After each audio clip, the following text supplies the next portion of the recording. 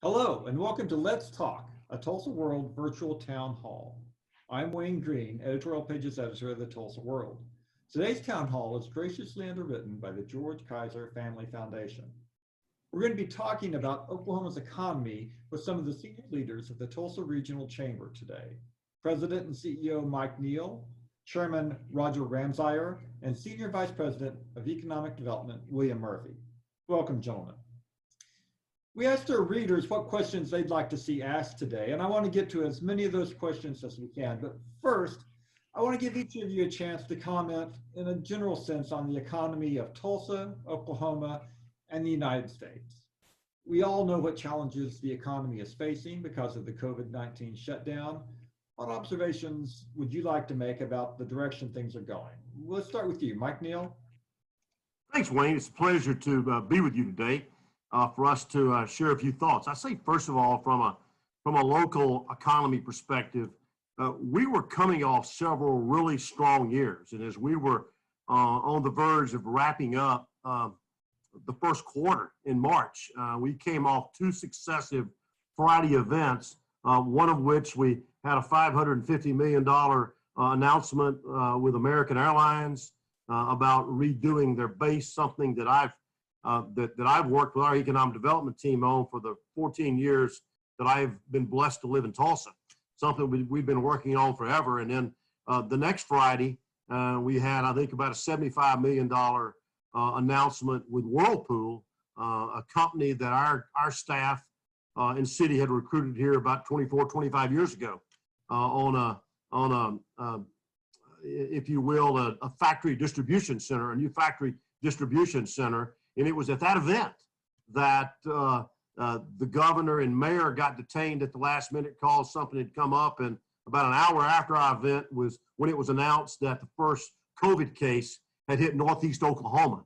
And it's been amazing, Wayne, since that point, how things have come to a significant slowdown. I mean, we've been looking at, for the past 14 or 15 years since the Chamber established the Tulsa's Future Regional Economic Development Partnership, about 70,000 new jobs and about $4 to $5 billion of new capital investment that had been invested in this city, in this region. So great momentum coming off the Amazon project, Amazon Order Fulfillment Center, Macy's, so many other things, and certainly the progress underway now in the recruitment of Tesla that you folks have written so much about. But obviously, small businesses are hurting.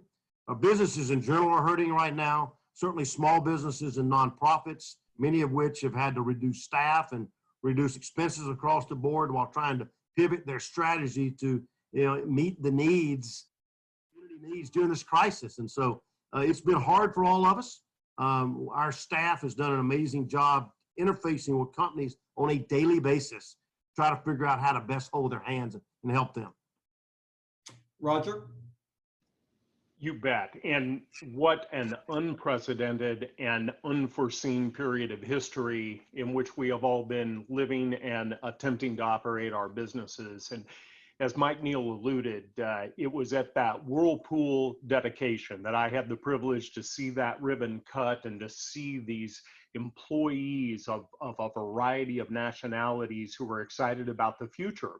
And immediately after walking out of the Whirlpool ribbon cutting, my wife texted me and said, "Hey, Joseph A. Bank, from which I had purchased a suit the previous week, has indicated they are about to shut down and you need to go pick up that suit ASAP after it was altered, and you need to do it on your way home because they're about to shut down." And I thought, what on earth is she talking about? Little did we know how all of our lives would change, and it's taught us a lot. As Mike alluded, in January and February, most businesses in Tulsa were enjoying record revenues, record earnings. We heard the earnings reports coming out of the energy companies were just fantastic. And it has often been said, in answer to the reader's question, that the future is unknown and unknowable. So while none of us know exactly where we're going, we're needing to understand how to operate in this economy, but we also need to make sure that all of our businesses, whatever the size, are prepared to embrace the forthcoming recovery whenever that ultimately occurs. And it's likely not to occur anytime soon. So most of us are needing to learn how to operate in the meantime in a unique way. Part of your question was, how has it impacted businesses? And in the case of my business, Cox Communications, it's been fascinating because on one hand, we have seen dramatic growth in our residential internet business with so many people working from home. On the other hand, we have seen all of our restaurateurs, our hospitality industries, since we're fortunate to provide internet and video and telephony for most of the hoteliers in town, as well as the casinos. And we have lived with them through the dramatic downturn that they experienced and made adjustments to make sure they can slowly come back and be prepared to serve customers well when they ultimately do.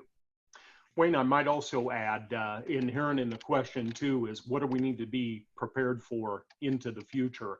And one thing we're challenging all of our Cox leaders to do is really to think about three different things right now. The first are, what are the snapback risks that we might get back into? We've stopped doing some things during the COVID pandemic, and we maybe or maybe not need to start them back up as we strive, like every business, to be as efficient and competitive as possible. The second thing is, what kinds of continuous improvement can we continue with that we have experienced as the direct result of the pandemic, which we might never have done had it not been for the pandemic. Let me give you a quick example. We have implemented an app-based program that allows us to take our technicians who, before the pandemic, would have come into your house 7 days a week. And because we wanted to avoid contaminating any of our customers and protect the health and safety of our employees, we said, we'll go up to your front porch, but we have used this new technology to be able to allow a consumer who has a phone to go show us which parts of their video box the cables are plugged into. And we've been able to actually remedy about 90% of the issues of customers through this app-based program. Well, you know what? That's probably something we should continue, because we can do that from anywhere, not just from the front porch.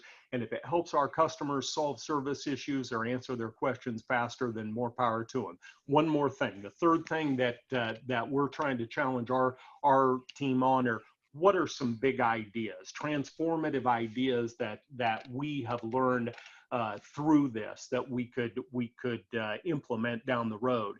And one of those ideas is something we just announced last week. We have actually created a new internet plan for businesses whereby they can buy on a bulk basis internet for their employees who may want to work from home remotely on a more permanent basis.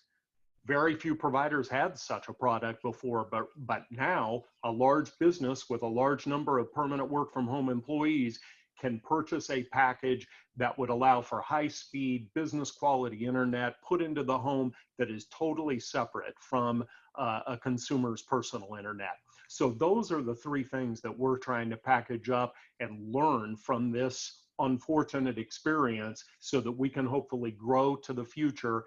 And we hope those kinds of things will bode well for the economic growth, not only locally, but nationally and even internationally. Bill, you guys are giving me a lot to drill into here in a minute, but what do you have to add to the conversation? Well, I think both Mike and Roger had a lot of good observations. The only thing I think I would add to that conversation is that, in addition to the private sector response, we've had a great public sector response, whether that's our governor or probably more importantly, our mayor through his Economic Recovery Advisory Committee. They've just done phenomenal work in really trying to understand the challenges as well as the opportunities that Roger alluded to, that our community can have as we navigate through these uncertain times. So I just wanted to make sure that we acknowledge the work of that group, because they really came together very quickly and really dove right into to try and address some of those issues very quickly, so that we could get our businesses moving forward.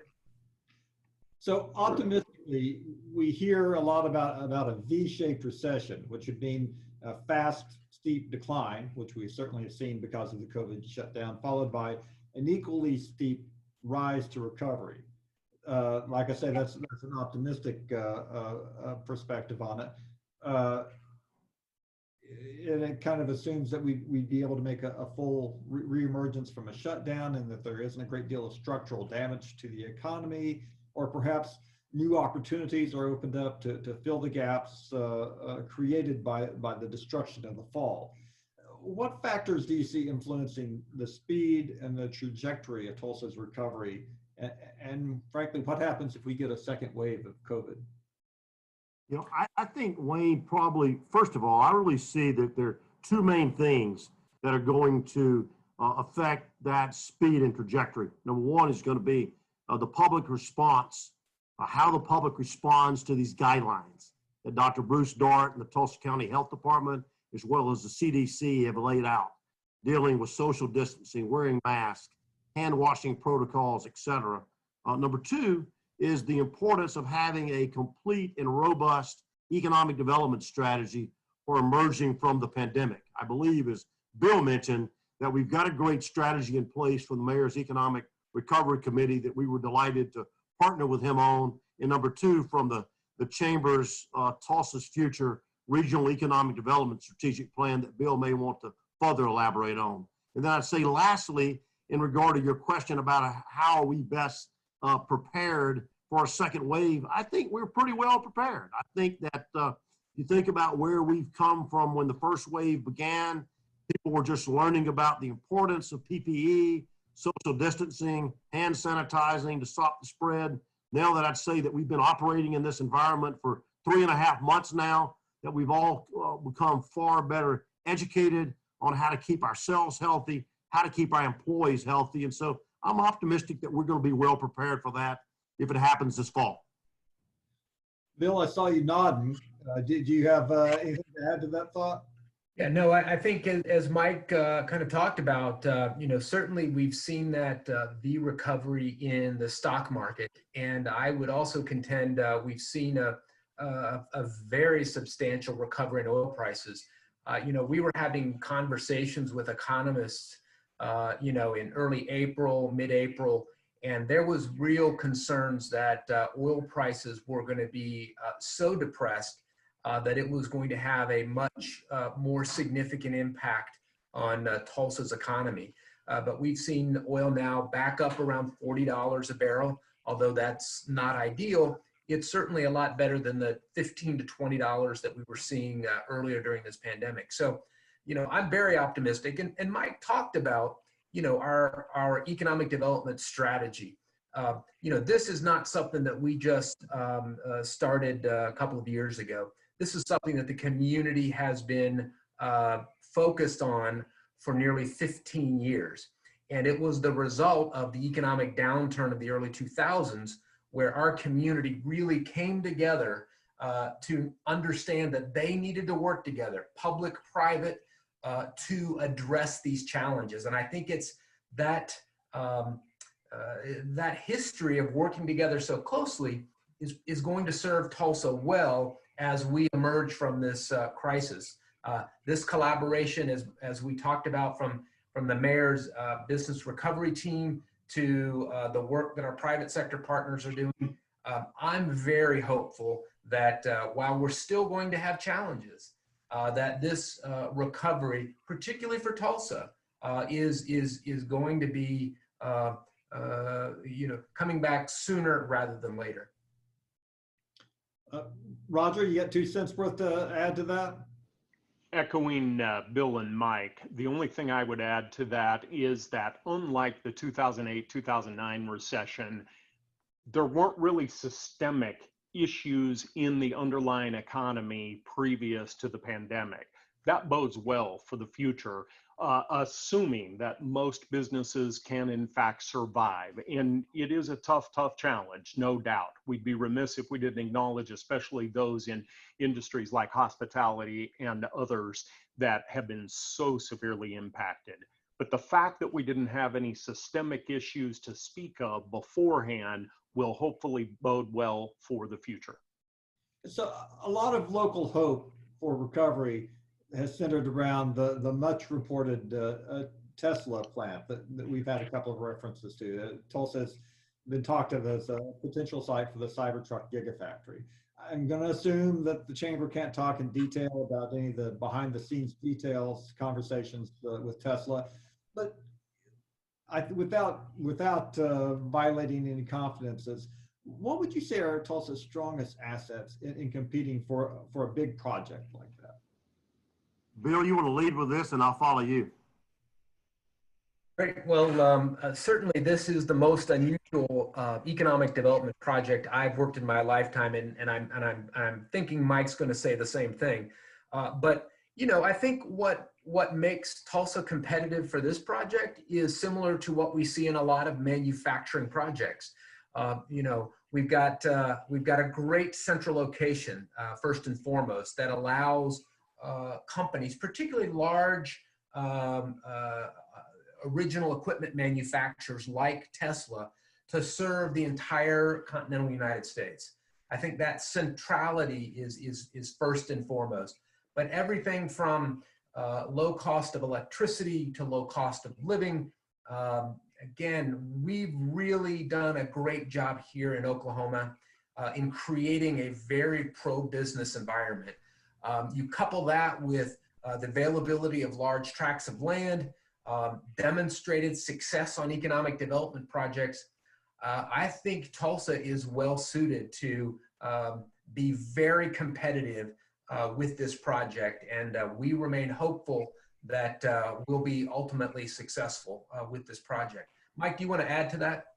Sure. Wayne, I'll piggyback Bill and say that I think probably one of the major differentiating factors between us and Austin is that we really want Tesla bad.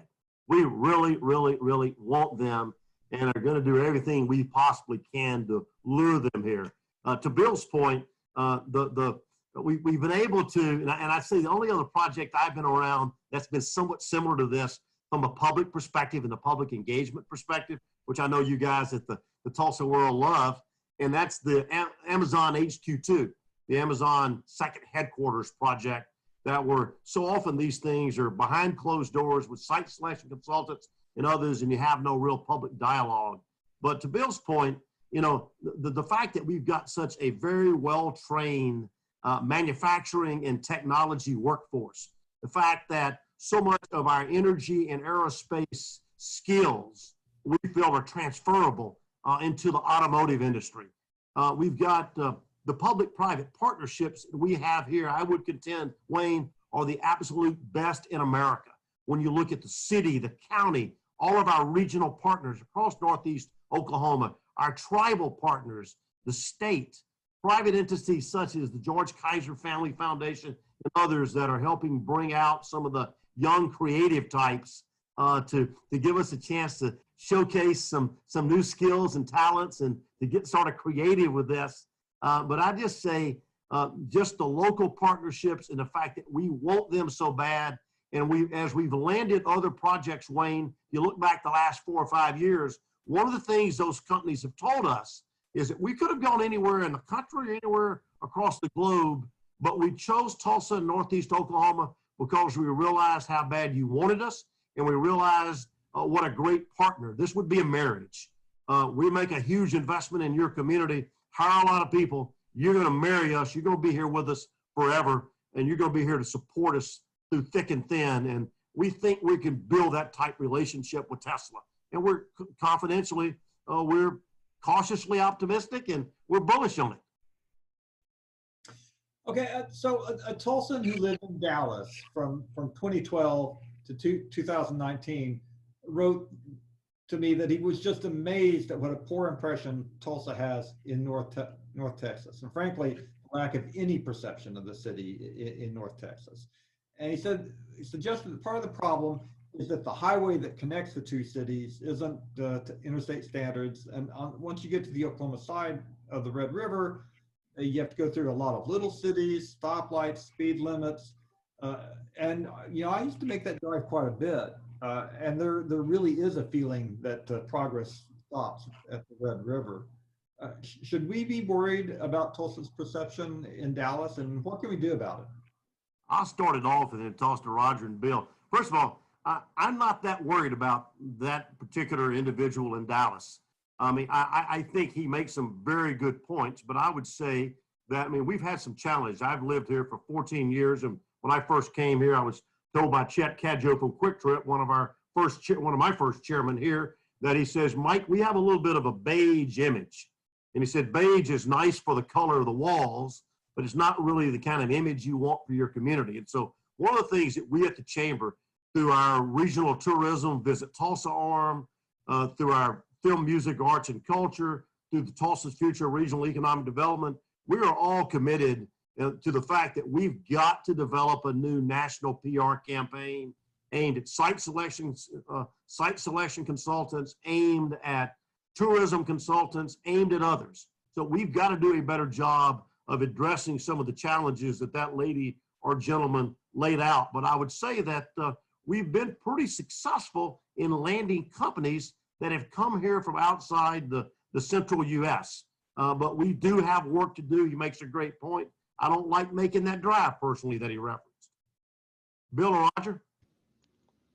Mike, I might add, 2 years ago, Cox had an opportunity to expand a center of excellence in one of several cities. Ultimately, we chose to choose Tulsa, and I transferred about 28 people into Tulsa. Today, 2 years later, I have 27 of those 28 people here, and they love life in Tulsa, Oklahoma, for several reasons, including, number one, the low cost of living. A recent survey showed that if 100 is the average cost of living, Tulsa ranks 86, Dallas 108.2. To me, I love to have that extra money in my pocket to live here. Number two, our housing is very affordable and ample as well. A couple of our employees who bought homes, who transferred from other locations, indicated they were able to purchase twice the house at half the price from as compared to the state from which they came, which shall remain nameless. And thirdly, just quality of life seems to be so great, with great options like the best public park in America in Tulsa's Gathering Place, our bike trails, and numerous other things that give Tulsa a cool factor. We have found it to be an incredible opportunity and a place where once people come, they don't want to leave. Okay, it's a state that shall remain nameless, but it rhymes with Nexus, right? Bill? Yeah, the only thing that I would add is, just to go back to your last question, and Mike touched on this very briefly, while we think we're very competitive for the project, I will tell you that the creativity of some of our local firms and the messaging that they're taking out is already paying dividends. And so I think we are beginning to paint a much brighter picture, certainly a little brighter beige, if nothing else, that our community is a cool place to live. Certainly from the work that the George Kaiser Family Foundation did with the Tulsa Remote Program, we're seeing dozens of individuals choosing to come to our community from the West Coast and the East Coast. And I think it's through publicity about programs like that, the success of our marketing efforts around the Tesla opportunity, I think are beginning to change the image of our community. And I think that's only beginning. Another reader wrote to say he thinks that our economic development is being held back by two problems, one of which may strike a little bit close to home, Roger. He says he points to the lack of stable Wi-Fi access. The complaint there is about city road projects in this neighborhood that are constantly interrupting the service. and then the lack of nonstop airline connections from the city. I think those are both issues I heard pointed out at your inauguration, Roger, if I remember correctly. Are we making any progress on those? High quality internet access is absolutely critical to communities' future economic growth. And Tulsa Remote has demonstrated that, because you have remote workers who are needing that reliable high-speed internet. The facts show that the Tulsa metro region is not only well connected, it has virtually 100% access for gig speeds, which not all communities can claim. Last year, we went to Minneapolis for our chamber intercity visit. Their access to gig speed internet throughout their metro region was but a fraction of what Tulsa's is.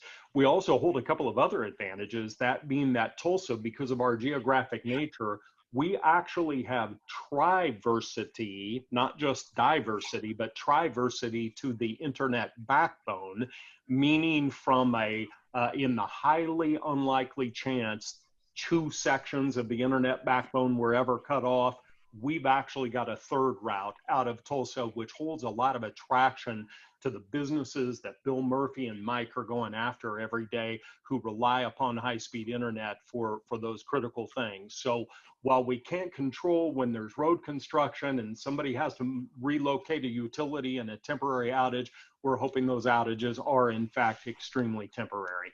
No, I mean, it's amazing how fast internet connection has gone to become a necessity of life. It's an expectation, and even momentary interruptions aren't acceptable once you get used to having it. Nonstop air travel, Mike. Hey Wayne, let me add to Roger's first. I would tell you, in the 14 years that my family and I have lived in Tulsa, not once have we lost an economic development project because of internet service. That has not been an issue at all. So anytime there have been, to Roger's point, anytime there have been technological needs of companies of any size or shape, industry, et cetera, we have that infrastructure in place in Tulsa and Northeast Oklahoma to satisfy the needs of those companies. That's number one. Direct flights. That's obviously. Mike, before we go to direct flights, let me add one last thing that I think will be of interest to the audience. And that is that the city of Tulsa and Impact Tulsa, a great local nonprofit, making sure that everybody is enabled with the tools they need to succeed, have established a Tulsa Internet Access Task Force that has been meeting for the past 6 weeks.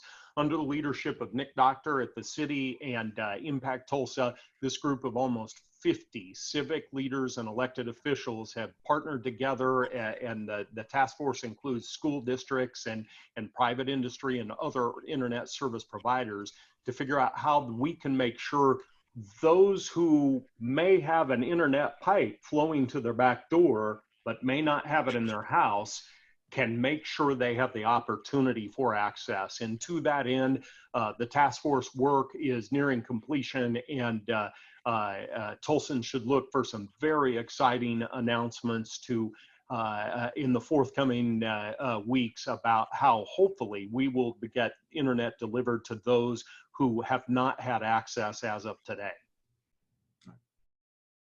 Nonstop air flights. Yes, nonstop flights. I mean, that's obviously, Wayne, as you've heard it at Tulsa Chamber events for the past number of years, been a key priority of ours. It's likewise been a key priority of the city, of the airport authority, the George Kaiser Family Foundation, and others. And Bill and I would say that we've had some really good momentum going. On the verge of landing, had landed in the past year a handful of new direct flights, on the process of landing several new direct flights. All of a sudden, when the pandemic hit here, the COVID-19 pandemic hit here in mid-March, and that's obviously brought everything to a standstill. And so I would tell you that as the airlines are beginning to slowly crank up their flights, add more flights back in to ultimately, within a few months, hopefully of of being at the capacity they were in, we're probably, my guess is we will not be landing too many more new direct flights in the, for probably another year. But we feel as though we had some great momentum. We get flights flying again. I think we're bullish that we can land some of these key flights that our previous chairman, Steve Bradshaw and David Stratton and Roger Ramseyer have spoken about in their past 3 chamber inaugural addresses. So what markets on your number 1 most wanted list? What if you run the airlines, where do you need to get to from Tulsa International without going to Dallas first? Probably the one that we landed a year ago, LAX, was probably number 1 on the list. Number 2 on the list is New York City. Number 3 on the list would be Washington, D.C., Washington Reagan. So I'd say those are probably the top 3 that we are very aggressively working. And then there are a number of other secondary markets behind that. So next May, Tulsa marks the 100th anniversary of the Tulsa Race Massacre. I'm not the first person to point out that when we get to that anniversary, the city's going to be asked what it's done in the intervening 100 years and why this is a different place for people of color. What message would you hope that the world takes away from Tulsa when we get to next Memorial Day? Allow me to start, and I would say that the most important thing is, as is often said about history, is we must learn from the history of 100 years ago so that we are not destined to repeat it. And the events of the recent weeks, ever since the tragic shooting of George Floyd, have really brought to light not only an awareness, but a hunger for societal change that I think all of us are seeing. Let me give you an example. The Chamber's Mosaic group, which promotes educational initiatives related to diversity, equity, and inclusion, hosted a webinar on implicit bias. It was obviously not in person, given the times that we're living in. We had almost 500 civic business leaders and elected officials sign up for this and participate in this implicit bias 90-minute seminar last week with a resounding voice of appreciation from all of those about what we all learned as business leaders that we can apply in our businesses. Mike, Bill? Yeah, Wayne, I would say that this is a very tragic situation.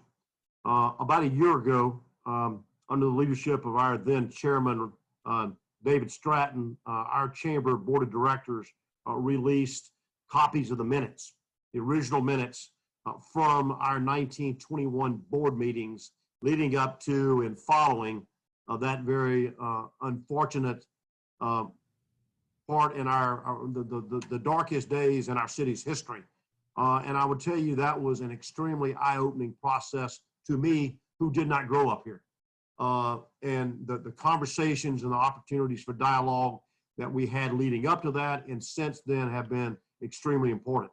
I will tell you, thanks to Roger Ramseyer and his leadership, a week and a half ago, our chamber had a special board of directors meeting, of which we spent 50% of it discussing racial equality. We had our mayor, we had our police chief, we had an African-American religious leader in a facilitated conversation by the head of Hilti North America. And the dialogue we had, and I think the commitment of business leaders, Wayne, to share into these dialogue and in mosaic sessions and other dialogue sessions that have followed, Wayne, have really shown, I think, a strong interest of the business community. Let's call it the majority white business community, to become far more and significantly more engaged in these discussions. Obviously, the chamber for the past 4 or 5 years has had diversity, equity, and inclusion as a key priority. We started Mosaic 10 years ago. We probably have the Mosaic's probably the most well-known chamber and economic development diversity, equity, inclusion program in the country. And so we've had that platform to be able to have some real hard, candid conversations. And I applaud Kuma Roberts, our Vice President of DEI and Executive Director of Mosaic, who's run that. But so I'd say, you know, the work that the mayor's doing, the mass graves investigation, the Main Street program, and other things that our team has been involved with, I think we're moving in the right direction.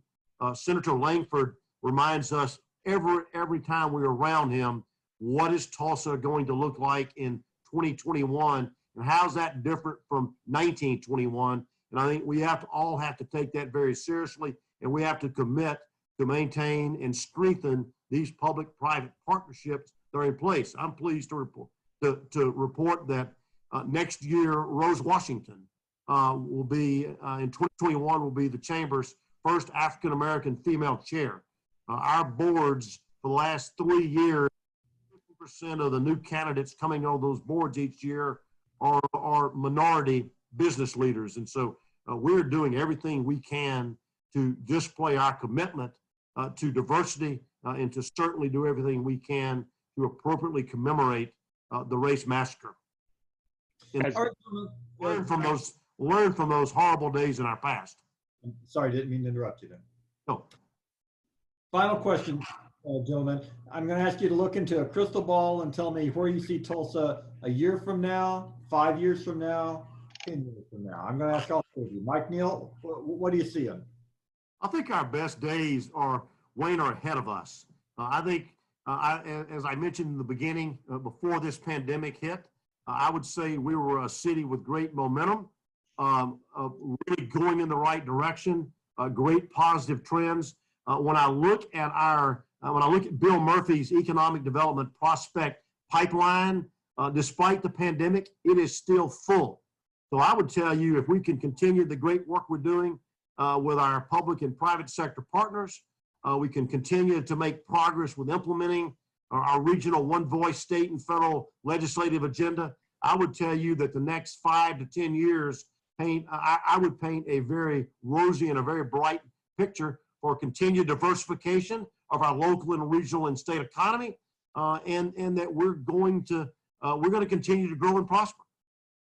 Roger, I'm going to give you the last word. So let's go to Bill next. Bill? Great. The only thing I guess I would add to what Mike said is that, certainly prior to the pandemic, we were seeing mid-sized cities like Tulsa really coming into their own.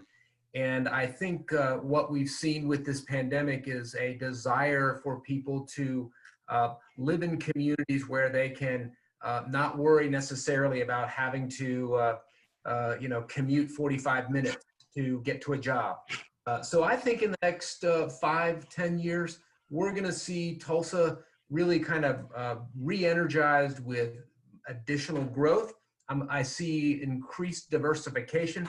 Energy will be an important part of our economy for decades to come, but I see that transformation to a more diversified economy happening really in earnest over the next 5 to 10 years. Roger, the last word is yours.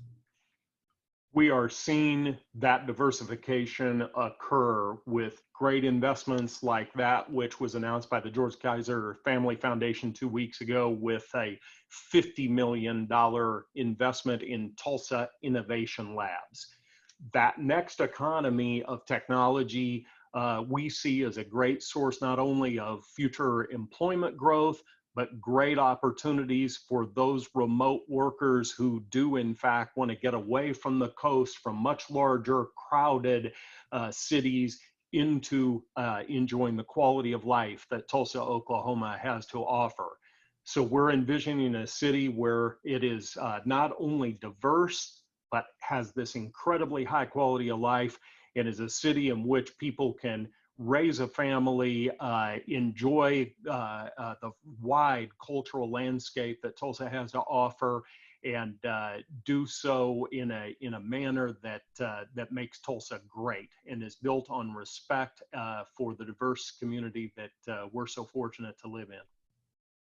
I want to thank the senior leaders of the Tulsa Regional Chamber for joining us today. President and CEO Mike Neal, Chairman Roger Ramseyer, and Senior Vice President of Economic Development William Murphy.